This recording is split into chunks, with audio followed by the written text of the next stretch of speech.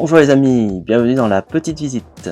Pour ce premier épisode, je vous propose de commencer par un diaporama en musique et sans commentaire des œuvres présentées dans l'exposition Van Gogh à Auvers-sur-Oise les 2 derniers mois, au musée d'Orsay d'octobre 2023 à février 2024. Dans un deuxième temps, je vous présenterai l'exposition en elle-même, ma perception des œuvres personnelles, ainsi que les analyses les plus pertinentes que j'ai pu trouver dans 2 magazines consacrés à cette exposition, 2 hors-série, un de Connaissance des Arts et un autre du magazine Beaux-Arts. Cette exposition m'a tellement plu que j'y suis retourné une deuxième fois pour pouvoir vous proposer cette vidéo. On ne peut que remercier Emmanuel Coquery d'avoir réussi un tel étalage du génie de Van Gogh. Allez, c'est parti!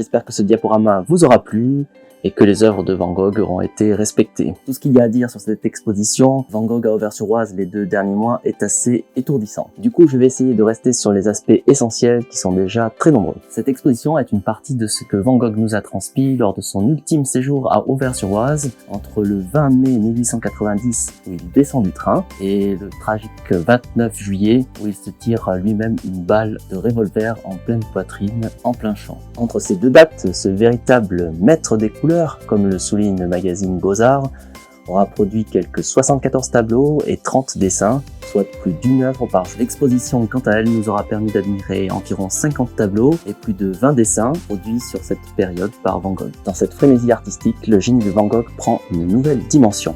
Par rapport à ses productions de Saint-Rémy dans le sud de la France, Van Gogh modifie sa palette pour s'accorder avec les sujets qu'il peint et trouve de nouvelles harmonies. Comme l'explique le magazine Connaissance des Arts, les bleus avec les verts plutôt qu'avec le jaune. Et aussi un vert très tendre, très présent dans ses tableaux, qui était absent de ceux du sud, qui sont caractérisés par les tons jaunes. Son trait de pinceau aussi se fait plus large et ses inflexions sont plus brusques. Et bâtonné de couleurs donne forme à ce qu'il veut décrire, comme pour mieux pénétrer la vitalité secrète de la matière, comme il l'écrira lui-même. On peut ainsi dire que Van Gogh est un peintre de la réalité, dans la mesure où il s'inspire de tout ce qui l'entoure. Ainsi, comme il est dit dans le magazine Connaissance des Arts, la banalité du motif est transcendée par la contorsion des formes, ce monde si tranquille paraît toujours proche de la dislocation. Par la puissance évocatrice des formes se manifeste ainsi le tourment solitaire du peintre. Et cette sublime mélancolie atteint son apogée dans le fameux tableau « Champ de blé au corbeau ». Quant au portrait, il écrira « Je voudrais faire des portraits qui, un siècle plus tard, aux gens d'alors, apparus comme des apparitions ». Ses œuvres sont motivées par une sorte de mission artistique qu'il s'est lui-même assignée, et tout ce bonheur de contemplation, Vincent Van Gogh nous l'offre finalement gratuitement, puisqu'il n'aura jamais vendu qu'une seule toile, ce qui ajoute une dimension, je pense, profondément mystique à ses chefs-d'œuvre. Concernant la mort de l'artiste, le magazine Connaissance des Arts met en lumière un nouvel aspect des raisons qui auraient pu guider Vincent Van Gogh de façon inconsciente vers le suicide. En effet, ce dernier écrivait « J'ai en horreur le succès », confiant ainsi à son frère ses craintes de se retrouver dans l'effervescence de la notoriété. À 37 ans, Vincent Van Gogh aura produit quelques 2000 œuvres dans sa vie, dont 800 toiles. Si le public de l'époque ignore le talent exceptionnel de Van Gogh, les artistes contemporains, quant à eux, ont tenu à rendre hommage à Van Gogh dès son décès, notamment au travers de lettres envoyées à sa famille. Ainsi, Claude Monet, Émile Bernard, Paul Gauguin et Henri de Toulouse-Lautrec, notamment, déplorent la mort de Van Gogh. Alors maintenant, pourquoi Auvers-sur-Oise? Pourquoi cet ultime refuge, comme le nomme le magazine Beaux-Arts? Tout part en fait de la volonté de Van Gogh de quitter le sud, où il pense que le climat est la raison de sa maladie, de ses hallucinations. Dans le sud, il se sent en quelque sorte en situation d'échec et a envie de revoir le nord, le pays de sa naissance. Son frère Théo lui suggère Auvers-sur-Oise, car y réside le docteur Gachet, spécialiste en mélancolie, en psychiatrie comme on dirait aujourd'hui. Le docteur Gachet est bien sûr très réputé dans son travail, mais c'est aussi un amateur d'art, un collectionneur de la première heure des impressionnistes, et lui-même un artiste à ses heures perdues. Auvers-sur-Oise est aussi géographiquement proche de Paris, ce qui aurait dû permettre à Théo et Vincent de se voir facilement. Surtout Van Gogh apprécie ce décor champêtre. Il écrira à propos d'Auvers-sur-Oise « Réellement, c'est gravement beau ». En effet, il trouve là, sous ses yeux, je cite, « la pleine campagne caractéristique et pittoresque ». Avec le docteur Gachet, Van Gogh trouvera comme un nouveau frère, comme il l'écrira lui-même. Comme le rapporte le magazine Connaissance des Arts, le médecin, ébloui par le talent de Van Gogh, est persuadé que la guérison passera par l'art. Il encourage donc Van Gogh à chaque occasion dans cette incroyable production de tableaux. Van Gogh, quant à lui, décèle chez le médecin une fêlure qui fait écho à la sienne. Dès lors, ils ne se quittent plus, ils déjeunent fréquemment ensemble. Van Gogh peint le portrait du docteur, peint son jardin et sa fille. Ils travaillent même ensemble dans l'atelier où le docteur fait de la gravure, exercice auquel Van Gogh se prêtera avec talent naturellement. Van Gogh se loge à l'auberge Ravoux, au cœur du village. Il est ainsi au milieu de son sujet. Il s'assigne un rythme de travail très précis, lever 5 heures, coucher 21 heures. Ainsi utilise-t-il sa liberté retrouvée après l'asile de Saint-Rémy trimballant son chevalet, seul, dans le village, dans la campagne. Les historiens ont pu retracer le parcours exact de l'artiste jour après jour, qui a été mis en évidence sur un grand panneau dans l'exposition que voici. Et c'est ainsi dans ce village aux 150 artistes, comme le rappelle le magazine Beaux-Arts. Par exemple, en 1871, le peintre Charles-François d'Aubigny, le professeur de Berthe Morisot, y accueillera Claude Monet, Camille Pissarro et Paul Cézanne. C'est donc dans ce village que Van Gogh finira de marquer l'histoire de l'art à jamais. Quel plaisir et quelle émotion que cette exposition sur Van Gogh. Merci encore au musée d'Orsay. Voilà, j'espère vous avoir communiqué une partie de la passion pour les œuvres et la vie de Van Gogh. Je consacrerai le prochain épisode de la petite visite à une lointaine compatriote de Van Gogh, la surprenante et géniale Iris van Herpen, dont l'exposition au musée des arts décoratifs a été saluée comme exposition essentielle de l'année 2023 par le magazine Beaux-Arts. Vive la peinture, vive l'art. Vivez dans l'art, vivez artistiquement, portez-vous bien et à bientôt les amis.